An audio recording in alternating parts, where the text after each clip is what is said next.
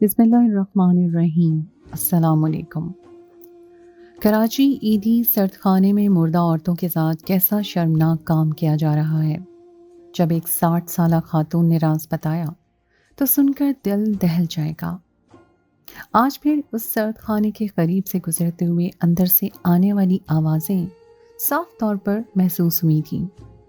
उसके साथ अक्सर ही ऐसा होता था, उसे ये तमाम आवाज़ें महसूस होती थी, मगर कभी भी उसकी हिम्मत इतनी नहीं बढ़ी थी कि वो अंदर जाकर उन आवाज़ों का पता लगाती कि आखिर वो कहाँ से आ रही हैं।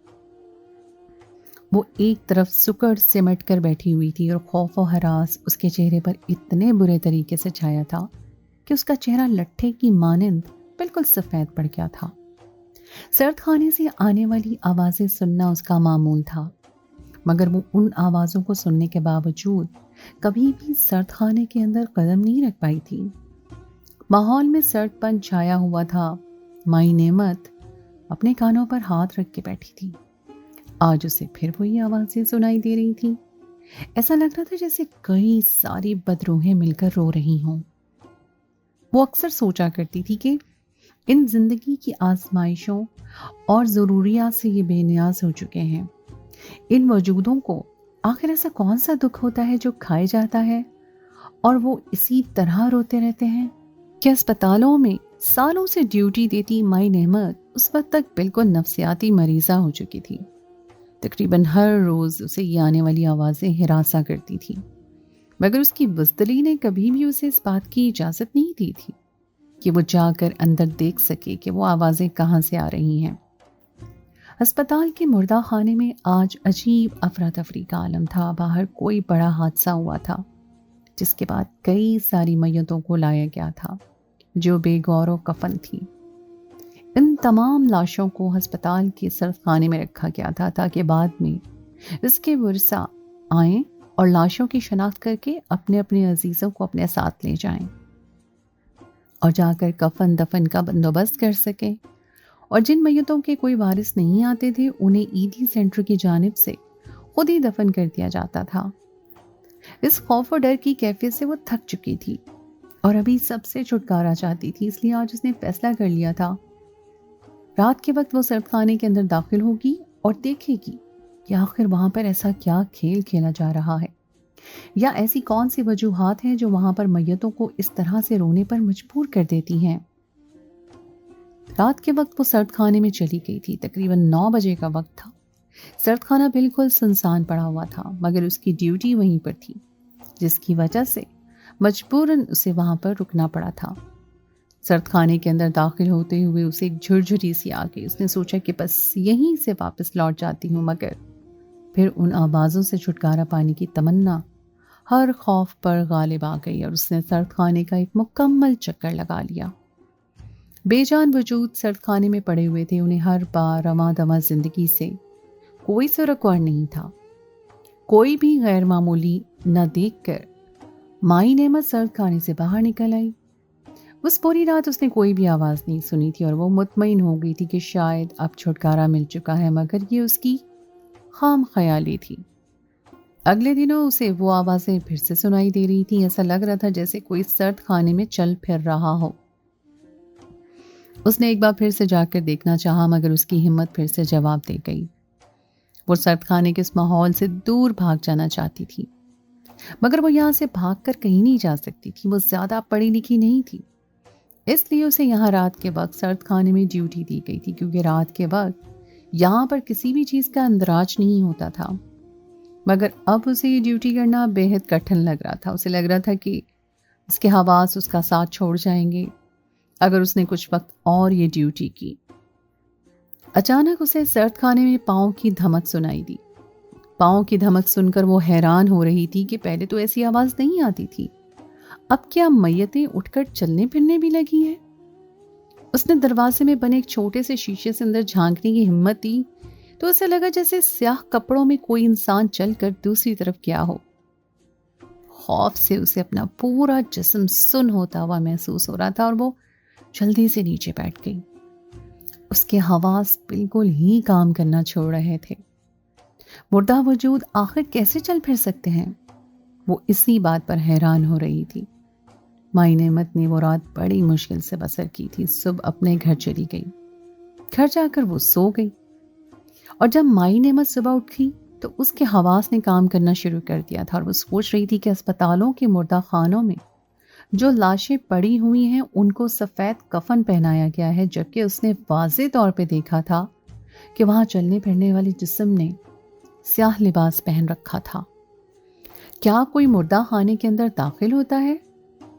अब वो एक नए तरीके से सोच रही थी और जो बातें उसके जहन में आ रही थी उसने उन सब के बारे में तहकीकात करने का फैसला किया। उसे अपने दिल को मजबूत करते हुए सर्द खाने के राज का पता लगाना था। माई नेमत के जहन में तरह तरह के ख्यालात आ रहे थे, मगर उसने तमाम ख्यालात को झटक दिया और आने वाली रात के लिए खुद को हर तरीके से तैयार करने लगी। उसने सर्द खाने का एक खुफिया दरवाज़ा थोड़ा सा खुला छोड़ दिया था, वरना सरे शाम ही तमाम दरवाज़ों को अच्छी तरह से वो लॉक लगा देती थी और वो चाहती थी कि जैसे ही उसे सर्द खाने में कोई आवाज़ सुनाई दे वो फौरन से उस आवाज़ के पीछे जाए और पता लगाने की कोशिश करे कि आखिर वहाँ कौन है और क्या कर रहा है, क्योंकि इतना तो उसके जहन में भी था कि मुर्दों में जान डालने का इख्तियार सिर्फ अल्लाह ताला के पास है। उसके सिवा उसने किसी को यह हक नहीं दे रखा है कि वो मुर्दा इंसान में रूह डाल दे। और यहाँ के मुर्दों में अगर अल्लाह ताला ने जिंदगी डाली भी थी तो उसके पीछे यकीनन अल्लाह ताला की कोई मसलहत होगी। शायद अल्लाह ताला उनसे कोई काम लेना चाहता हो।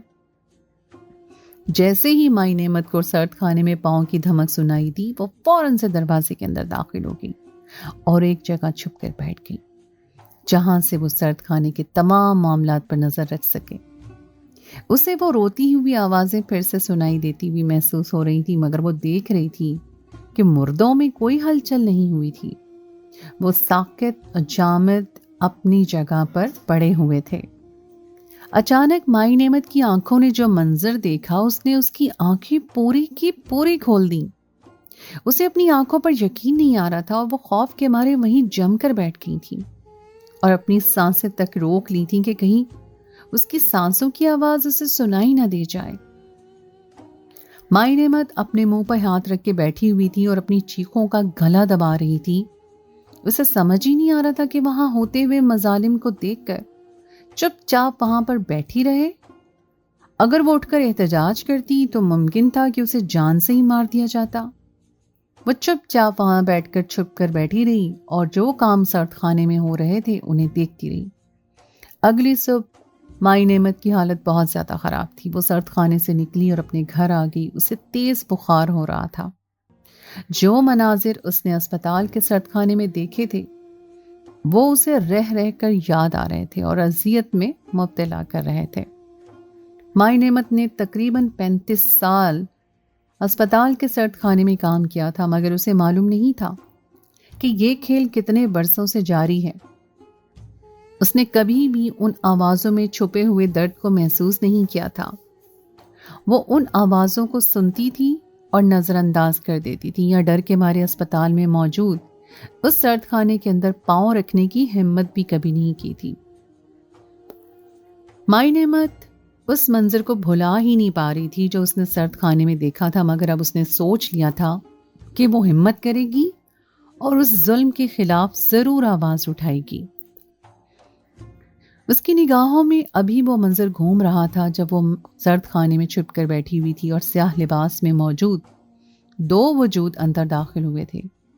ये न जाने सर्द खाने का कौन सा रास्ता था जिसके बारे में माई नेमत को भी कुछ नहीं पता था, मगर अब उसे आहिस्ता आहिस्ता सब समझ आ रहा था।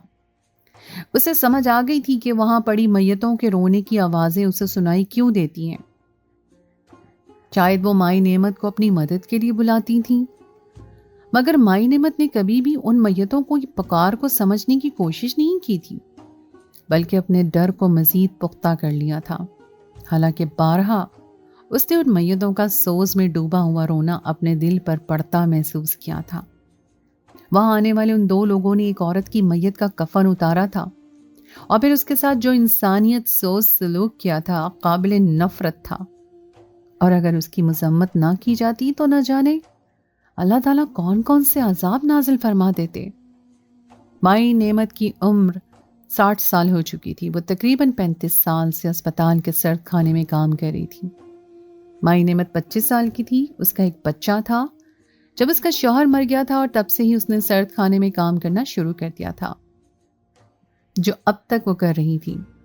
اسے ہر روز رات کو ایسا محسوس ہوتا جیسے کسی کے رونے کی آواز آ رہی ہو.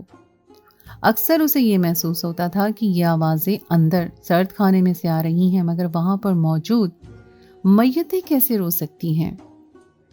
یہ سب باتیں سوچتی رہتی تھی. وہ آوازیں اس کا وہم نہیں تھیں بلکہ حقیقت تھیں، اور انہی آوازوں کے بارے میں سوچتے ہوئے نفسیاتی وہ ہو رہی تھی.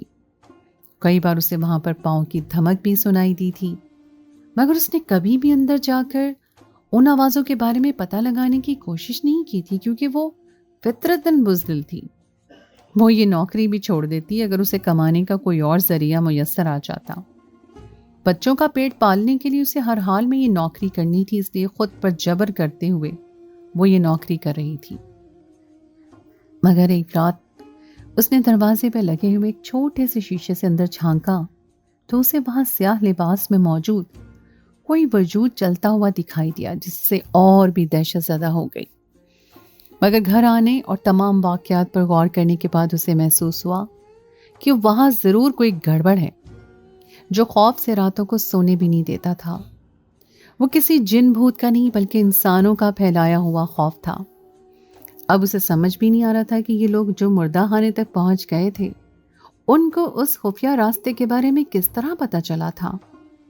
ان سب سے معلوم ہوتا تھا کہ اس ادارے کا عملہ بھی ملوث ہے اور یہاں تک لوگوں کو پہنچا رہا تھا، یا ان میں سے ہی کوئی آدمی تھا جس کے ذمے مردہ خانے کی لاشیں پہنچانا تھا، کیونکہ باہر کا کوئی آدمی ایسے رات کے اندھیرے میں اس طرح سرد خانے کے اندر نہیں آ سکتا تھا.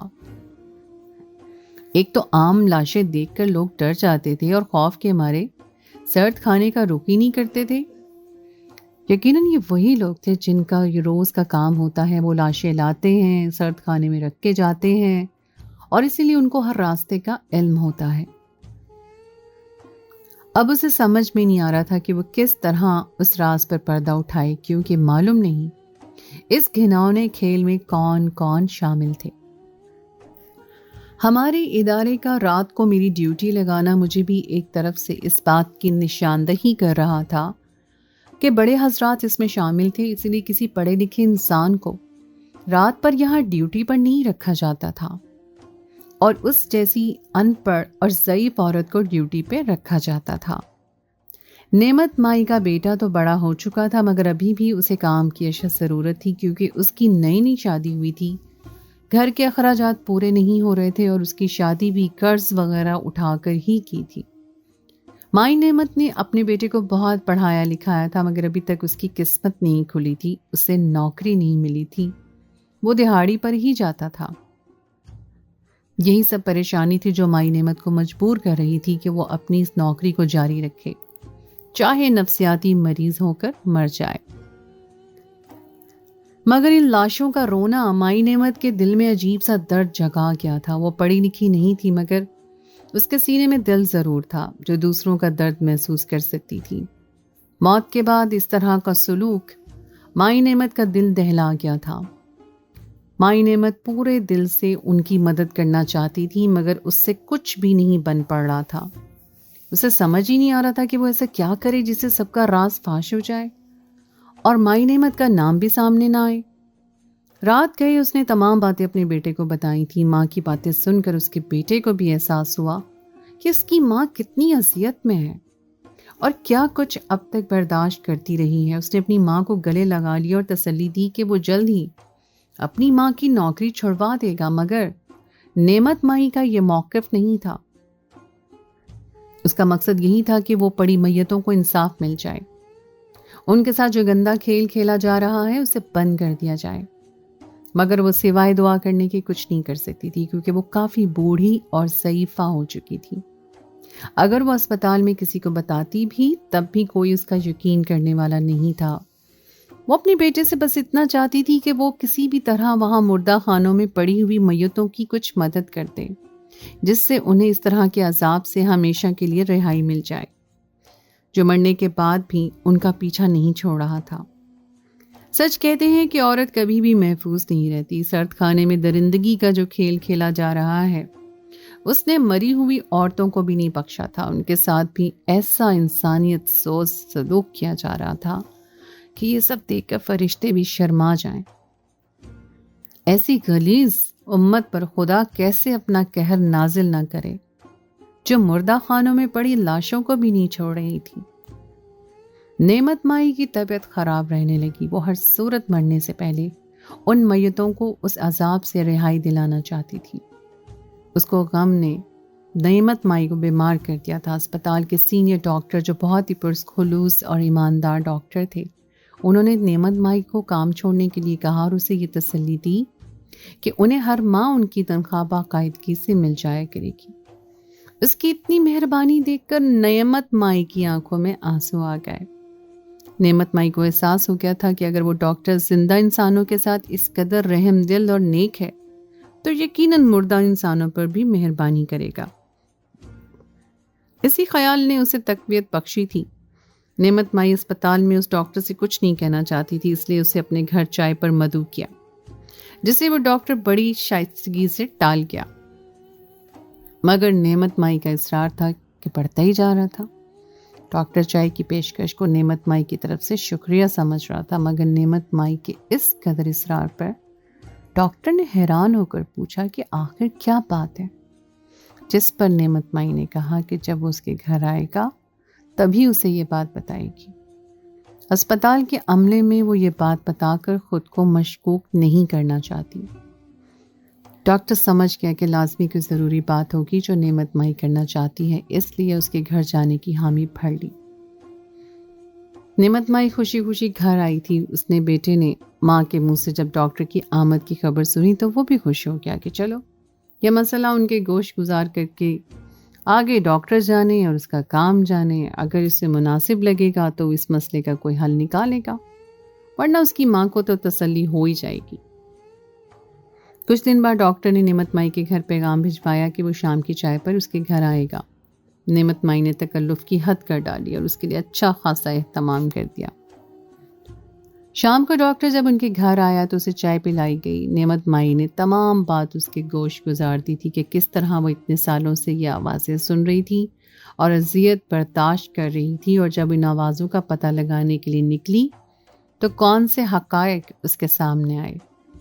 نعمت مائی کی باتیں سن کر ڈاکٹر کو بہت بڑا دھچکا لگا تھا۔ اسے سامنے بیٹھی اس بوڑھی عورت کی باتوں پر یقین نہیں آ رہا تھا۔ اسے بھی یہ لگ رہا تھا کہ عمر زیادہ ہونے کی وجہ سے بڑھیا کا دماغ خراب ہو گیا اور وہ سٹھیا گئی ہے۔ نعمت مائی کا بیٹا اٹھا اور ڈاکٹر کو ایک طرف لے گیا اور اسے کچھ بتانے لگا۔ نعمت مائی کے بیٹے نے جو کچھ ڈاکٹر سے کہا اس نے دوسرے پہلو پہ سوچنے پر مجبور کر دیا۔ نعمت مائی کے بیٹے کی بات سن کر ڈاکٹر نے اس معاملے پر تحقیقات کرنے کی حامی بھر لی۔ کچھ دن بعد پولیس آئی اور اس نے آ کر اسپتال کے 2-3 سینئر ڈاکٹر اور کچھ عملے کو گرفتار کر لیا۔ سرد خانے میں کام کرنے والا تقریباً آدھے سے زیادہ عملہ گرفتار کیا جا چکا تھا۔ جو ڈاکٹرز پکڑے گئے تھے وہ اپنے خلاف پختہ ثبوت مانگ رہے تھے، ورنہ الٹا پولیس والوں کو جوابی کارروائی کرنے کی دھمکیاں دے رہے تھے، جو کہ زیادہ کچھ کامیاب نہیں رہی تھی۔ پولیس والوں نے ان کی کسی بھی دھمکی سے خوف نہیں کھایا تھا اور نہ ہی ان کے سامنے کوئی ثبوت پیش کیا تھا، بلکہ چپکے سے اٹھ کر انہیں جیل میں لے گئے تھے اور ان کا رابطہ باہر کی دنیا سے بالکل ختم کروا دیا تھا۔ ساتھ ہی ساتھ اسپتال کے عملے کو اس بات سے خبردار کیا گیا کہ وہ کسی کو بھی ان کی گرفتاری کی بابت کچھ نہ بتائیں۔ مگر اسپتال کے عملے والے اس بات کے لیے ہرگز بھی تیار نہیں تھے۔ ان کا کہنا تھا کہ اگر آج بنا کسی ٹھوس ثبوت کے اور وجہ کے دوسرے عملے کو گرفتار کر لیا گیا تھا تو یقیناً کل بھی اسی طرح کسی الزام میں انہیں گرفتار کر لیا جائے گا۔ مگر ڈاکٹر مظہر نے انہیں ہر طرح سے تسلی دی تھی اور اس بات کا یقین دلایا تھا کہ بلا وجہ کسی پر بھی کوئی مقدمہ دائر نہیں کیا گیا۔ سب لوگ انتہائی گھٹیا قسم کے جرم میں ملوث تھے اور اگر انہیں سزا نہ دی گئی تو یہ سلسلہ جانے کب تک چلتا رہے۔ ڈاکٹر مظہر نے ان کے سامنے کچھ اس طرح سے بات رکھی تھی کہ سب لوگ خاموش ہو گئے تھے۔ یہ وہی ڈاکٹر تھے جسے نعمت مائی نے سب کچھ بتا دیا تھا، مگر اسے نعمت مائی کی بات پر ہرگز بھی یقین نہیں آیا تھا۔